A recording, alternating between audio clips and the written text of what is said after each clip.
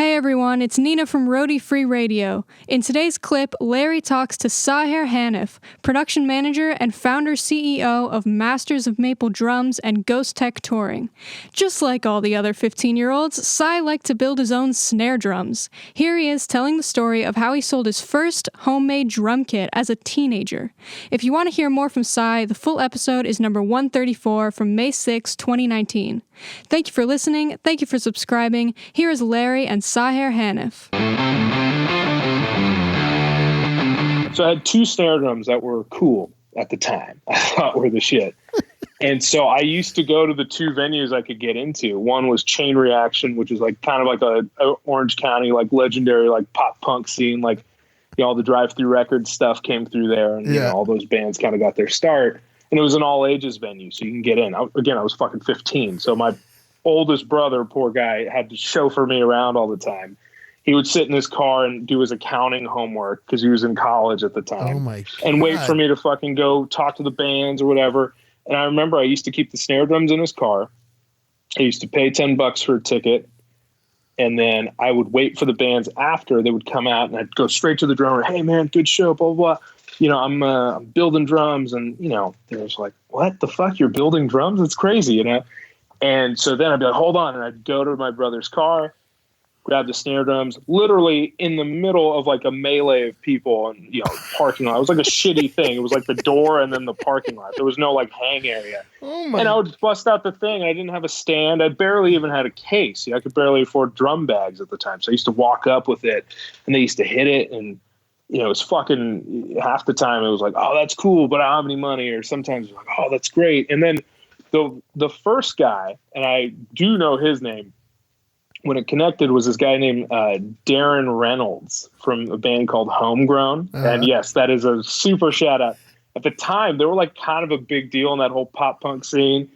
Darren was like, and he was playing the first custom company in my eyes, and people can argue about it, is OCDP. It's what Travis Barker played and plays, I guess. You know, Adrian Young started it with a couple guys too.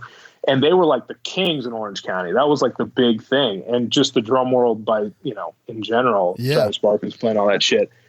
And so Darren was playing OCDP. But for some reason, he was like, yeah, this is probably when I was like 16. He was like, man, these are cool. Like, you should build me a kit. And I was like, yeah, cool. And that was it. Again, no fucking idea how to build a full kit. I was just doing snares at this point, you know. And how much were you selling the snares for at this point? 16 years old. $400 or $500, you know, if I could get it. You know, well, usually, you know, like I didn't really understand the point of profit at the time. I was like, oh man, I can build this shit for like $200. You know? So, and then but all you were doing was buying an empty shell, and then you were just machining it and doing this shit. You weren't like selecting wood.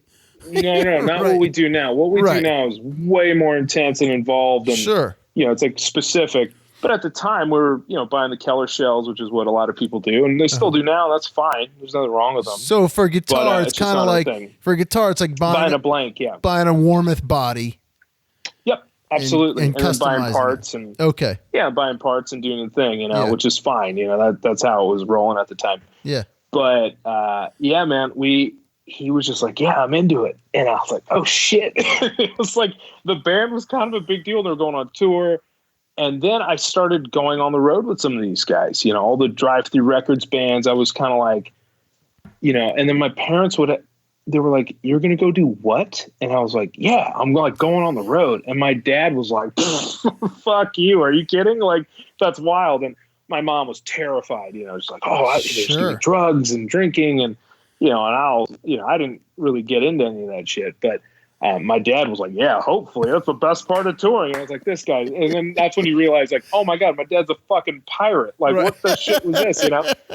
And they used to write me mommy notes to go on the road. I used to miss like a few weeks of school at a time. And looking at it now, I'm like, that's fucking bananas. Are you kidding? Wow. Like, you know, I wouldn't even let I wouldn't let my kid, I don't have kids, but like, I wouldn't let kids ride in an Uber, let alone just go on the road with a bunch of fucking knuckleheads that were like 20-ish, in an RV. Like, it was wild, man. But that was it. The second I got on that shit, I was like, yeah, this is exactly what it was. And then eventually it progressed from me just doing drums, you know, to, you know, I was like a pretty big dude. I still am.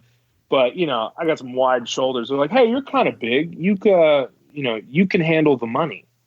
And I was like, oh, what the fuck are you talking about? And they're like, you could be the tour manager. Because, you know, this is like when there wasn't a crew. It was like the band and like the guitar player. They'd take turns driving the RV. Again, I didn't have a license. So, you know, it was just like, I had to do something else, I guess. You know? So I was hustling like merch and shit like that. Yeah. And, man, that's when I started getting a taste. And again, coming from where I did, you know, I'd seen my dad handle stuff, and I just remember like, oh, okay, yeah, so I'll just get the money and like figure it out. And yeah, that was a crash course too, man, because then you have to like, that's when you started getting paid a little bit. I remember the first time I got per diems, I was like, what the fuck is this for? This is crazy. You know, like, wait, really? I thought it was a mistake. And then, you know, I'd be the one divvying out the money. But, you know, a lot of my friends will tell you, and, you know, most people, like, I was always kind of the ringleader. For some reason, I liked being in charge. I liked the responsibility. Yeah. And I liked being that guy. So once I got a little taste of that, I was like, oh, this is great. You know? And then I was drum teching too. And then we would come home from those tours, and this is before cell phones. You know, my answering machine, my brother's answering machine, we had a separate phone line, be lit up by the time I got in, and that was cool. And I'd be getting orders, you know. So how were you advertising? This was before the websites, right? It was literally word of mouth. I think MySpace was just starting to get popular, so I started a company, MySpace. But man, it was just like, hey man, I'm Chuck from, you know, Cleveland, and remember I saw you at the show, and I saw the snare drum. We talked, and I want to buy one. And I was like, fuck, this is crazy. So I used to come home and catch up on homework and build some drums, and then I would go back on tour. And that was literally the rest of my high school career. That was it. Hey, what's happening, roadies? It's Larry here. Just wanted to thank you so much for listening to this short clip. I really hope you got something out of it. If you can take 2 seconds to head over to iTunes and drop us a review or a comment, we would greatly, greatly appreciate it. Keep listening, keep coming back, stay healthy out there, and remember, no roadies, no rock and roll.